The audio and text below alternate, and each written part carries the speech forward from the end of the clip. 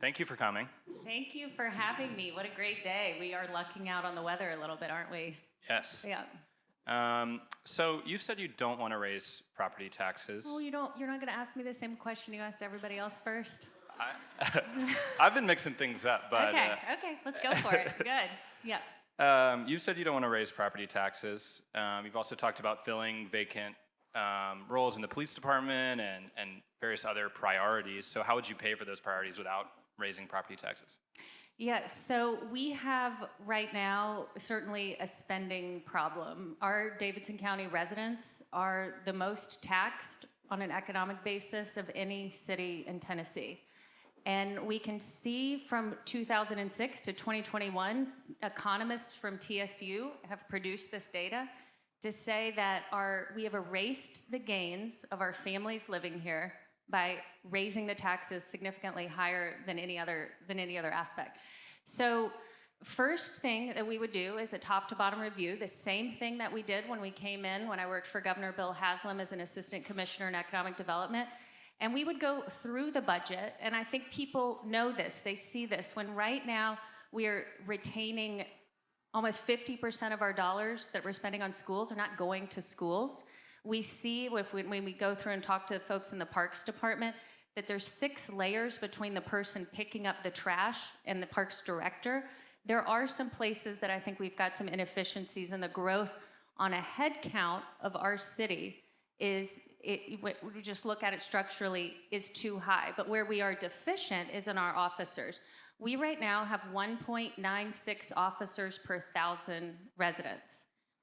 A city of our size should have 2.3 officers per 1,000. We can feel that in the call times of our officers, and we can see that in the strain of the extraordinary amount of overtime that they're having to charge. So that would mean cutting bloat in parks. Yep, that's right. Yeah, adding to the police.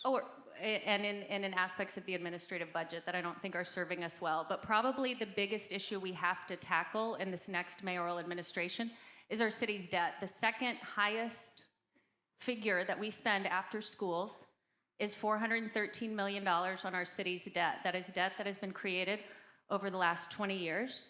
That is higher than the entire debt service of all of the state of Tennessee. So when we talk about the state being concerned about our city, they are concerned because we are, according to Truth in Accounting, a sinkhole city. We literally will spend more You think of that's our the budget. state's number one focus when it comes to Nashville? I think that it is a big cause of a lot of structural concerns, how we are spending money and the amount of money that we are currently spending on debt. So I'll let you answer the first question. The first question, I would love to answer that. So who's your first hire? Well, I love, I've been a watcher. Dimitri and I were in Leadership Nashville together of our city. And I will remind everyone that 8 years ago, the downtown crowd was completely convinced that one person was going to be our mayor. And that individual was picking out his deputy mayor and deciding, and he didn't make it to the runoff. So I will say that was not a wise strategy to begin there. But the first person that I will ask to stay is Chief Drake. He has what is one of the hardest things to have in an urban police department. He has the trust of our public and of our family, and he has the respect of the officers that serve under him. And so that would be the first person that I would ask to stay. And then I think otherwise, I think it's a little bit premature. You should, and I think that we've got some good history lessons to say that's a silly idea. So you want Chief Drake to stay. You want there to be more police officers on the street. The Community Oversight Board, which overwhelming majority of Nashvillians voted for, is being gutted or destroyed. Would you fight against that as mayor? Yeah, so well-intentioned public policy, I think, sometimes has bad outcomes. 22 years ago, I was a teacher in California in Los Angeles public schools because a great public policy idea, making class sizes 20 to 1, nobody thought about, do we have enough teachers?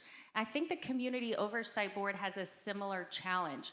We thought it was a good idea, and it is a good idea to have citizens' input in policing.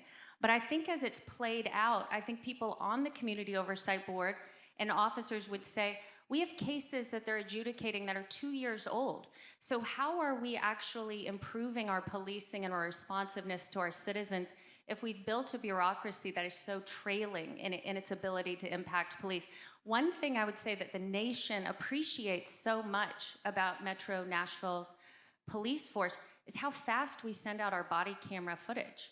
I think it surprises most other police forces. They go, wow, they are being incredibly transparent with the public. So I think the purpose of an oversight board is to inject accountability and to inject a sense of transparency and trust.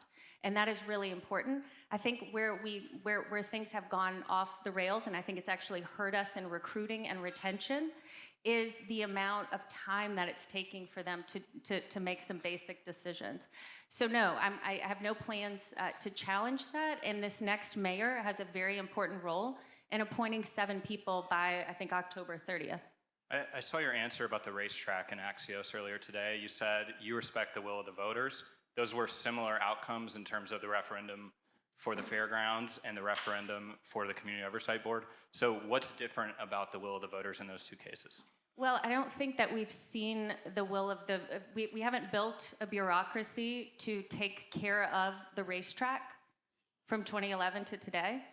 And we built a bureaucracy to take care of the will of the voters around the Community Oversight Board, and we saw it actually not function as I think it was intended. So I would say that that's the difference. Okay.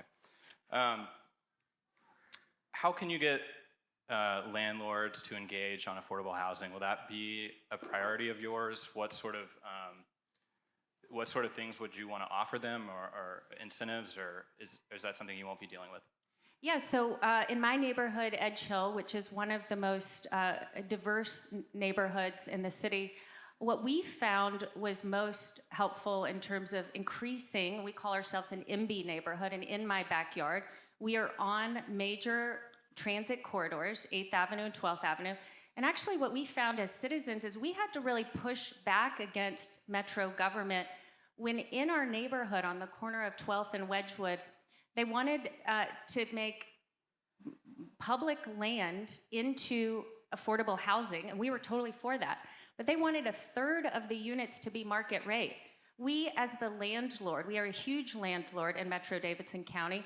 We cannot make more land in time. Let's use our leverage and push to build affordable and attainable housing on the land that we own and control that's appropriate for that. So as a neighborhood, we actually pushed back pretty hard against this mistaken idea that we couldn't build more affordable and attainable housing. And I'd also say, we have a huge amount of our MDHA properties that have not been brought up, that we own and control that land, that we can build greater density there. But I think we as the landlord of the city have to stop thinking about this is public works land, this is schools land, this is MDHA land. We have to start saying we cannot make more land in time. So how can we be more efficient with the land that we have and incentivize the building of affordable housing on land that we control, including the new East Bank land that we'll get back. On that front, the Nashville General leaders are asking for Parks land or some other Metro-owned land to build a new hospital. What would you do about that? Would you engage with them? Would you seek to find some kind of land they can use, or would you? For Metro General? Yeah. Yeah, so I actually, under I think 3 mayors ago, when there was a plan concocted in secret to close General Hospital, I actually moved my patient care there to Meharry Medical under Dr. Collier because I wanted to bear witness if this asset of our community, and it is an asset of our community, was on the brink of failure and no one was talking about it. I wanted to see that. And my husband, who's a veteran of the United States Army, tomorrow's the Army's birthday, also gets his health care there. And what I see at Metro General Hospital is really a case of underutilization. When you are there, I think that is probably the biggest challenge, is that they do not have the utilization numbers. It's the same thing that we see in some of our schools. When we've built an infrastructure, but we don't have the patients or the students there to support it, the economics don't work. So do you think they should stay where they are next to Meharry? You know, I have not seen, I think actually when we make a decision of where something goes before we've actually thought through it, we end up with challenges like we're seeing right now at the fairgrounds. Okay, and we've got about 30 seconds left, so if there's a pitch you want to give.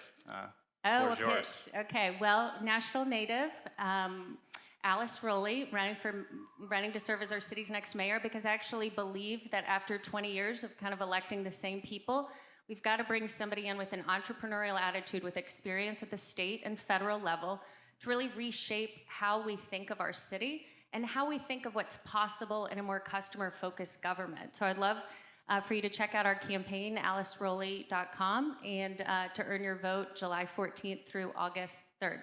Thank you so much for coming.